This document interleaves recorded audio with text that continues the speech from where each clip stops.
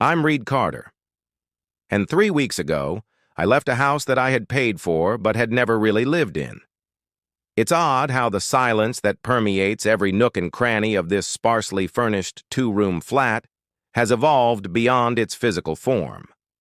The heater produces more noise than warmth.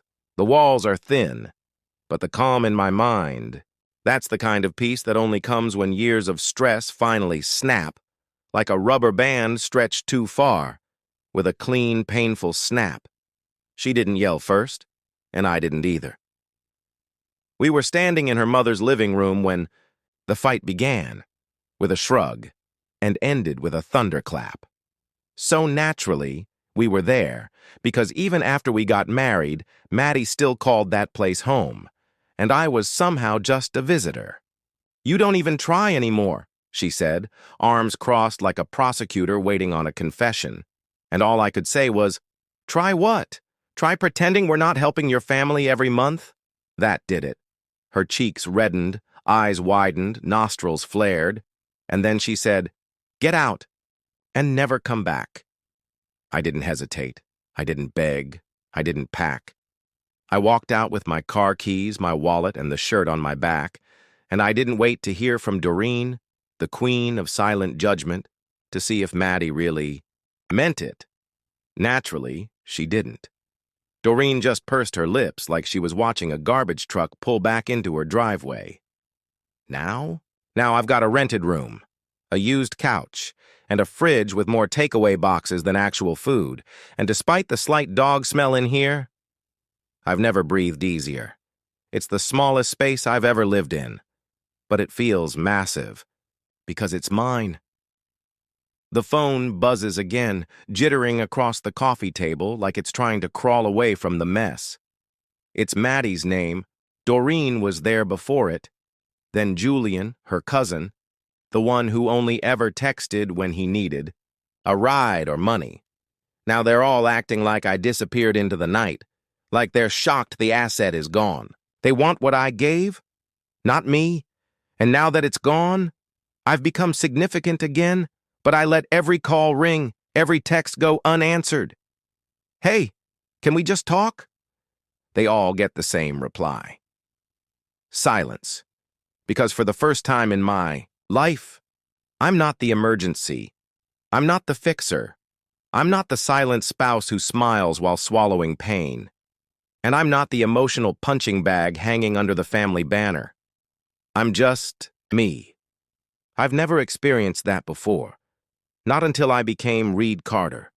Not Reed the supplier, not Reed the slacker, not the man lucky enough to marry into a family that never wanted him. They saw me as dependable, and therefore disposable. They were looking for a donor, a contributor, someone who showed up and shut up. Well, not anymore. Now I eat what I want. I stay up as late as I want. I sit on the couch and watch dumb movies, without anyone judging my tie or rolling their eyes when I say we should skip another networking dinner. Honestly, I didn't expect to feel this light. I thought I'd miss her. I thought I'd be filled with guilt, wondering if I left the person I loved. But I haven't missed her. I've missed me. The me before the justifications, before the endless family requests, before the guilt-tripping and gaslighting, the man who had plans, who wanted more than just to pay interest on someone else's dream. I think he's finally caught up with me. So I pick up my phone, not to answer, but to block another number. One less name flashing across the screen like a neon warning sign. What comes next? I don't know. But blocking her felt like shutting off a static radio. There's peace in that eerie silence now. No more guilt trips, no more manipulation, no more pretending I'm the crazy one for needing boundaries. As the ancient radiator rattles beside me, I fold my arms behind my head, and it's like this place is whispering secrets to me. It's not perfect. It's not fancy.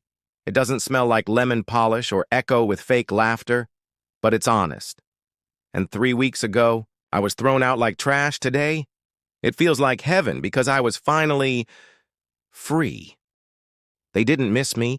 They missed my obedience. My phone buzzed in the kitchen as I was halfway through microwaving leftover lo mein on a typical Tuesday. Just a single faint ping that hardly registers anymore. I didn't hurry over. I don't jump for people anymore, but when I finally picked it up and saw Doreen's name once more, I sighed. I'd give her 10 texts because she was persistent, still trying. I opened the message while continuing to appear as though there was something other than a series of unreturned favors that held us together. Hello, Reed. The mortgage hasn't been paid this month according to the bank. Could you kindly take care of it before they... There was no welcome, no emotion, not even an effort to act, as if she were speaking to a customer service representative. She once called her family on a cold, straight line. I reread it, line by line, and something inside me cracked, not like a branch snapping, more like a pressure valve hissing after being sealed for years. This wasn't just foolishness. It was Olympic-level entitlement. She didn't ask how I was doing, didn't ask me to come home. She wasn't concerned about Maddie holding up. No, she requested that I fix it, once more, as if I were some kind of glitch repair specialist for their broken illusion. In my mind, I could picture her, seated at that expensive marble kitchen island perfectly arranged. Espresso in one hand, texting me with the other, assuming I'd give in, because I always did. This time, I didn't even have to consider my response, which was the worst part. That used to be true. Oh, I thought I wasn't part of the family anymore. I hit send before I could second-guess myself. The words felt polite, almost, typed again out of reflex. You told me to never return.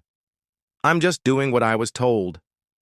I locked my phone, then shut it off entirely, and with that, I returned to the couch, grabbed my fork, and finished my cold noodles, waiting for the wave.